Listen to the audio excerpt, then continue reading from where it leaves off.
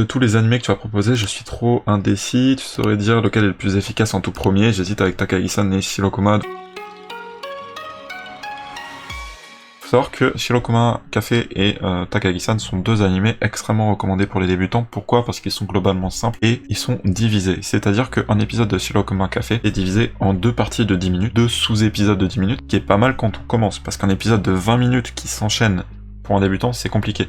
Takagi-san, généralement, il y a, je crois, 3 voire 4 micro-histoires par épisode. Donc pareil, de ce côté-là, c'est pas mal, c'est plus mieux l'appréhender en tant que débutant. Le vocabulaire est plutôt simple et ils sont assez généralistes, c'est-à-dire que c'est des slice of life et ce qu'on appelle des yashike où en fait il se passe pas grand-chose, mais du coup le japonais qui est utilisé est quand même du japonais qui vous sera très certainement utile dans la vie de tous les jours et du japonais très courant dans la majorité. Maintenant, les défauts, c'est que le yashike, soit on aime, soit on n'aime pas, et que c'est très dur à enchaîner. Genre Shirokuma Café, vous enchaînerez pas, je pense, 5 épisodes à la suite, tu vois, comme tu pourrais faire avec un shonen, mais un épisode par jour, par exemple, ça peut se faire pour un débutant un petit peu moins, du coup, un demi-épisode par jour au début, si vous l'étudiez, c'est sympa. Maintenant, pour lequel utiliser entre les deux, ça va dépendre de ce que tu veux regarder par la suite.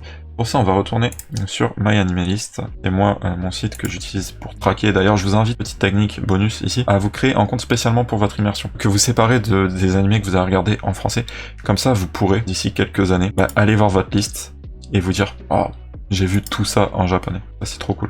C'est un sentiment que j'aime trop. Tu vois, là, je me dis, j'ai 400 entrées. Alors, c'est pas 400 animés, mais il y a 400 entrées du kiff. Quand vous êtes là, on va dans Animé et Search. Pour choisir entre Takagi-san et Shirokuma Café, premièrement, que vous prenez l'un ou l'autre, dans tous les cas, c'est un bon choix. Vous pouvez faire comme tu m'as dit dans le chat, en prendre un pour le regarder sans sous-titres et un pour avec les sous-titres, ou sinon en prendre un pour l'actif intensif et un pour l'actif free flow.